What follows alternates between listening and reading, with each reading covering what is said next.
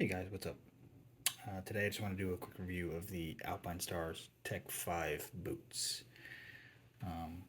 Got these boots about 2 years ago now. It was probably the spring of 2019. So almost 3 years now almost. Put them through a few races, a few off-road races here and there. Um, Overall, they're a pretty good boot. There's a few things that we like and a few things that we don't like about them. But for the most part, I think they'll fit the needs of most riders up until you get to that really advanced level where you need some serious support and protection. So let's get into it. Like I said, this is their mid-level boot. There's also the Tech 7 and Tech 10 that come after this. These boots have been out unchanged, I think, for probably about 4 or 5 years now. I don't think they've really changed them much in the last few years. But as you can see, they've definitely got some mileage on them. I think they retail for about $299. I think one of the most important features on this boot is the hinge that you find on the interior side of the ankle. It definitely is supportive in two regards. Number one, it gives the boot some stiffness and support, keep it from getting any weird flexion or bulges. Some boots tend to bulge in the ankle as they get a little bit older, which we'll touch on that in a few minutes, but they tend to get a weird pinch on the ankle. This helps prevent some of that, and it also provides a lot of lateral stability for the ankle. The buckle system, it has 4 buckles. Most boots have 4, but some weird ones, some off-road and enduro boots will have 3 for a little bit more softness, but it also features a nice hard shin pad, or I don't know want to say pad, but shin plate is a better word for it.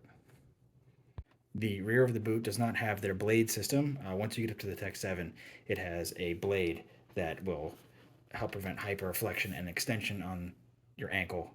The Tech 5s do not have this, but once you get to the Tech 7, it will have that system on the back to help give it some forward and rearward support for the ankle. Now, getting to some of the things we like. The break-in time on these boots is very short. They're very comfortable out of the box. The padding on the inside is very comfortable. I don't know if you can really see it, probably not, but the inside of the boots is very supple. It doesn't get stinky either, which is nice. Some boots get kind of gross smelling. These definitely don't seem to do that a whole lot. The top of the boot is very nice. It's actually softer than the rest of the boot, obviously, but this allows it to give a little expansion. And it's a little bit more softer on the top of the ankle, especially for you guys that wear like big knee braces.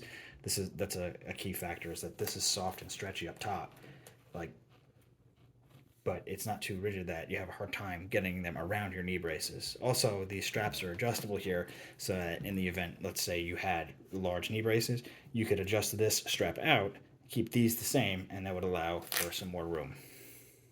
Another big like of mine is the hinge system that we talked about before. I think this provides a good to excellent amount of support. A quick story, I was doing a J-Day up in Massachusetts last fall, and if anybody else was there, it was a mutter. It was pretty miserable. And a guy decided his best way to get around me when there was probably 7 guys stuck on a hill, because 4 or 5 of them had dug themselves in, was to try and ride up and over my ankle. I would like to think that as this dude was riding up the outside of my boot, this was keeping my ankle from folding inward. It left a pretty nasty bruise. Like I said, he did it 3 or 4 times. I don't really know what his objective was, but it was not particularly pleasant, and I like to think these boots provided enough support that it helped an actual or potential injury from occurring. Another plus for these boots is probably the price point. Like I said, they come in around $299. You might be able to get them on sale for $269, and I think that for the hinge system and the buckles and the quality of the buckles that you're getting for this, these are all metal. Some come with plastic, and if everybody's had plastic boots with plastic buckles, they tend to break, especially if it gets real cold out. So these are all metal. But for the price point, the hinge system, the buckles, and the quality materials, I think you're getting is well worth the price, especially if you're in that mid-level of experience where you need protection, you're doing some races, you're having some fun, where it's a little bit rocky or you're putting the foot down a little bit. I think these boots will be a home run for you. Another big factor with these boots that I actually really particularly enjoy is the feel through the boot. They give you a good feel through the, I know this is the bottom of a muddy boot, but they give you a good feel through the bottom of the boot for the peg and the shift lever and the brake. The shift lever is obviously through the top of the boot, but it gives you a good feel. You can feel what you're doing, and you don't search for your pegs or not know exactly where your foot is on the pegs, and you're not searching for the brake lever where you might not be able to feel it too well. Some boots have pretty stiff and hard and thick soles where you can't really feel exactly what's going on underneath you. And if that's something that you need is good feel, I definitely would say these boots hit hard on that point. To get into some things we don't like about these boots. Uh, so these buckles, while I was just complimenting them and their quality, uh, are known to get very difficult to open if they're full of mud. And these are somewhat clean right now, but they're not bad. But what happens is that mud gets caught in the bottom of the hinge. And once it gets caught in the bottom and the back of the hinge here, it makes it feel like it's impossible to close. I've seen people have to punch them closed. I've had to take water in between motos to clean them out to be able to open and close them again, because if you don't, it feels like you're going to break them, honestly. It's probably one of the biggest misses on this boot is that these hinges here get so caked with mud and stuff that they become almost impossible to close. And that's fine if you're at the practice track or whatever, but in the middle of a race, if one of these gets popped open, and I don't know, if you feel compelled to stop in the middle of a race and buckle your boot again, you might find that you can't actually close it until you stop and wash it out with some water. So going back to what we were talking about before with the hinge system and how it prevents pinching and bulging of the boot in the middle and bottom part of the boot, I have noticed now that these boots are going on almost 3 years now, it's starting to get a fold on the outside of the boot. And you can't really tell from here, but this is really only when walking around in the boots, which for a lot of people is not really a factor. But if you're a guy who goes to the practice track and likes to hang out all day and stay in your boots, which I'm definitely guilty of, as time has gone on, as you've been able to walk around, they have begun to kind of bulge on this side, on the outside of the ankle. And like I said, this is after 3 years, so it's really no concern. And if you're a guy who buys new boots every year, God bless you, but it's no big deal. But for people who like to hang on to the boots for a few years, like myself, it can definitely become a factor that after a while, it does start to pinch a little bit on the ankle. Not while riding, so that's okay. But I could see as these boots get older and older, it will begin to start to pinch on the ankle as you're riding, especially if you're riding with your heels down. One other factor with these is this side's not so bad, but the leather is beginning to degrade on the outside of the boot. This will actually flake off if I try it, and there's probably good ways that you can go about in preserving this, but like I said, these boots are almost 3 years old, and this leather is starting to kind of fall apart. It's dried out. It's hard. It doesn't look great. It's more of an aesthetic thing, but also I don't know how waterproof it's going to remain as this begins to degrade and fall off. It's starting to come out all around it, and it's definitely getting to be almost time for these to say goodbye, which is unfortunate because they're good boots, but that's definitely a factor in them is that this, either through lack of care on my part or through just time and thus the nature of the material, is starting to degrade. And finally, my biggest dislike of these boots, which is kind of a minor one, but it is annoying, is that these covers, which go on the inside of the strap, do some really annoying things. So in this, one example is this. Now it seems silly that, oh, well, just tuck it in. Yeah, that's fine. You're right. You should just tuck it in. But it gets annoying having to do that every time when they could have just made this a little bit longer to come over to here. And then for the most part, if you release it, it won't catch on.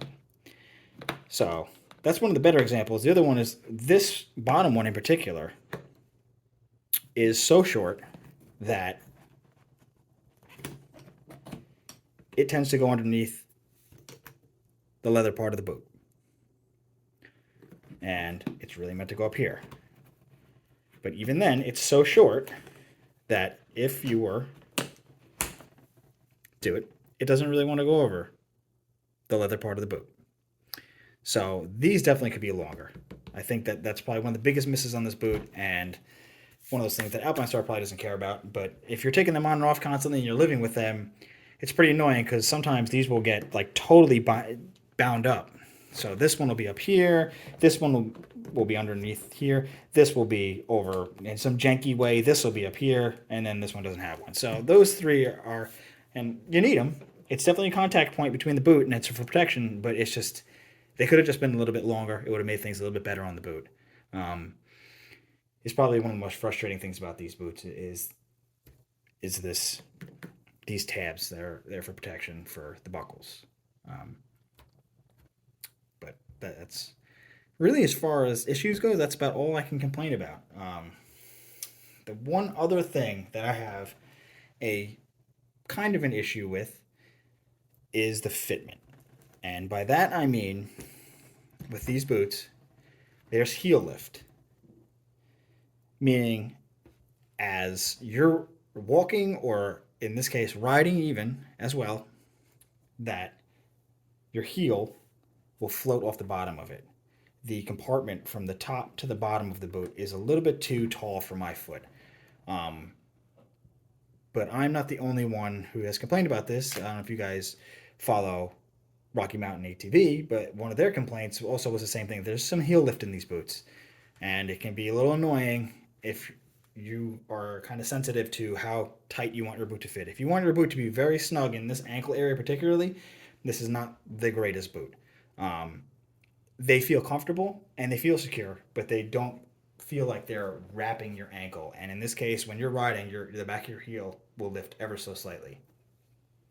So that's really it, guys. I think at this point, unfortunately, we're starting to get to the point where the bottom of the sole is starting to get pretty chewed up. These can be resold. You can send these to Alpinestars and they will resell these. But you can see that they're starting to get a little hammered, from combination of, on the other side, the brake lever and the peg, and then this is from the peg on your shift foot. It's just, I think I'm probably going to try the Tech 7s next. I want to see if there's any real difference in fitment. That one has a double hinge system on both sides, and it also has the support blade on the back. A lot of people really like the Tech 7, so I think that's what we're going to go from there. But as far as an intermediate to almost upper level, a lot of mid-level boots do not have any hinge system at all. They'll just have stiffer materials on the outside. I think these boots are a home run. Minus a few little shortcomings, I think that this boot is well within reason for most guys who are just kind of weekend warriors like myself, who do a few races a year, whether it's off-road or a few motocross races or some hare scrambles and enduros. I don't really do any enduros. It's too hard for me, but these boots will be more than enough for most people. But all right, guys. So until next time, peace out.